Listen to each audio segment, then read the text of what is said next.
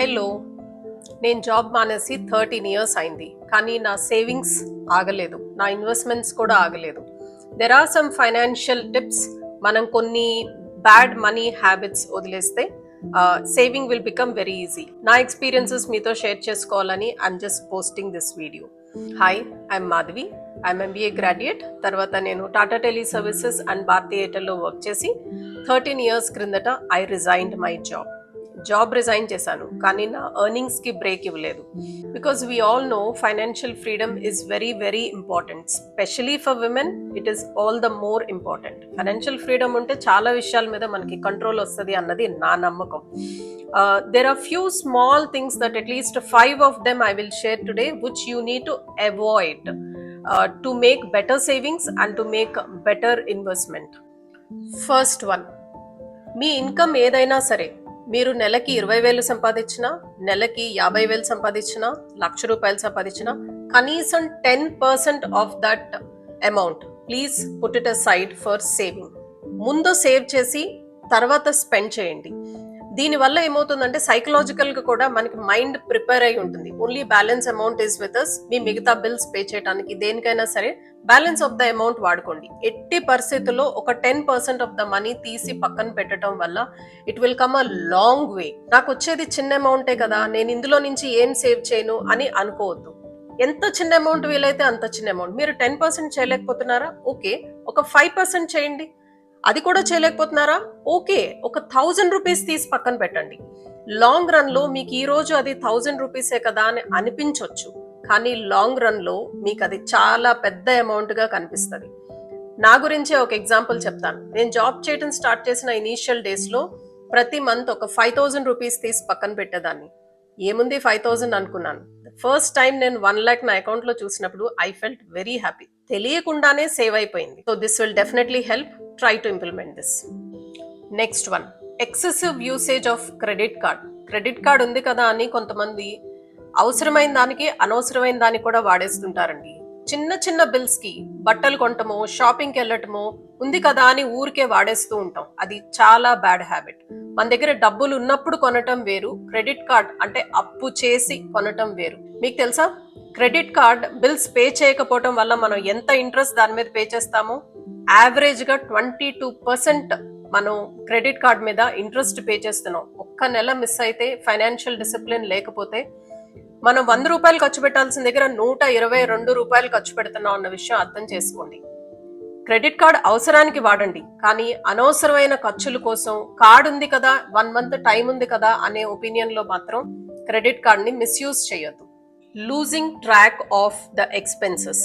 ఒక్కొక్కసారి మనకి తెలియకుండానే మనం పెద్ద పెద్ద కమిట్మెంట్లు చేసేస్తూ ఉంటాం.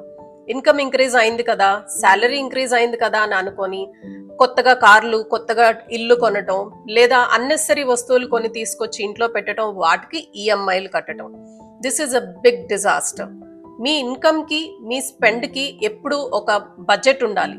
మీరు at least once in every 3 months please track your income and your expenses. దీనికి ఒక ఎగ్జాంపుల్ మీకు గుర్తుందా? ఆ మధ్య పేపర్లో చాలా ప్లేసెస్ లో వచ్చింది. KBCలో ₹1,00,00,000 గెలుచుకున్న ఒక పర్సన్ ఆఫ్టర్ 1.5 year తిరిగేసరికి అతని చేతిలో ఏమీ మిగలలేదంట. డబ్బు వచ్చింది కదా అని విచ్చలవిడి ఖర్చు ఎప్పుడూ మంచిది కాదు. So expense tracker is a must. At least 3 months ఒకసారైనా మీ ఎక్స్పెండిచర్ ని రివ్యూ చేసుకుంటా ఉండండి.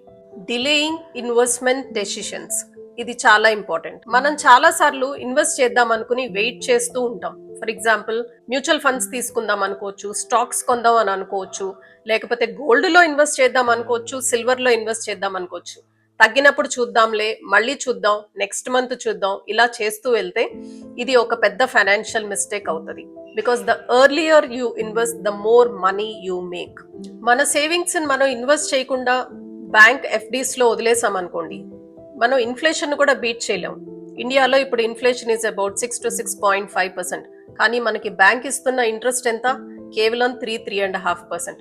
సో యాక్చువల్ గా లాంగ్ రన్ లో మన మనీ వాల్యూని మనం తగ్గించుకుంటున్నట్టు అవుతుంది. మనం కనీసం ఇన్ఫ్లేషన్ కూడా బీట్ చేయలేకపోతున్నాం. So putting it in FD maybe is not a good idea unless you need some emergency fund. కొంత అమౌంట్ FDలో పెట్టడం వల్ల ఎమర్జెన్సీస్ కి ఉపయోగపడుతుంది అని అనుకుంటే మీరు చేయొచ్చేమో, కానీ అది limited amount. Actually, putting it in FD is not a good idea. So please look out for other options. Gambling and quick rich schemes. టీవీలో మనం ఈ మధ్య ఇది చాలా ఎక్కువగా వినిపిస్తోందండి. 6 months లో అమౌంట్ డబుల్ అయిపోతుంది, 1 year లో అమౌంట్ డబుల్ చేస్తాము, 2 months కే మీకు 50% రిటర్న్ ఇస్తాము. Is it really possible? అలాంటివన్నీ పాసిబుల్ అయితే వాళ్ళ డబ్బు వాళ్లే పెట్టుకుంటారు కదా, మన వరకు ఎందుకు తీసుకొస్తారు? This is a trap. Please understand. Investment అనేది is a long term journey. అది క్విక్ గా 4 రోజుల్లో అయిపోయేది కాదు. మీరు స్లోగా దాన్ని బిల్డ్ చేసుకోవాలి. ఇలాంటి క్విక్ గా ఎర్న్ చేయాలి అనుకునే స్కీమ్స్ ట్రాప్ లో పడకండి.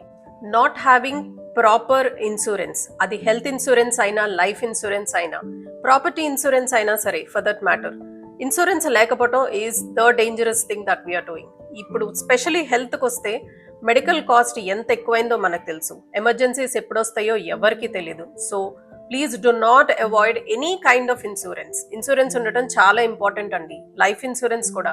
సడన్ గా మనకి ఏదన్నా అయితే ఫ్యామిలీ ఏమైపోతుంది అని ఒక్కసారి ఆలోచించండి. మనం ఇప్పుడు కట్టే చిన్న ప్రీమియం అమౌంట్ గురించి ఆలోచించొద్దు. Tomorrow that can be a big saving for the family. Health issues వచ్చి ఫ్యామిలీ అంతటికి ఫైనాన్షియల్ డిజాస్టర్స్ వచ్చిన కేసెస్ మనకి చాలానే తెలుసు కదా.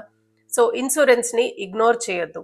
Health, life and property insurance is a must. Thank you so much for watching till here. I'll make more videos on financial independence, especially for women. ఈ content మీకు నచ్చినట్టయితే please subscribe to my channel and please press the bell icon. ఇది ఎవరికన్నా ఉపయోగపడుతుంది అని అనుకుంటే please share it with them and please like and comment. Thank you so much. Bye.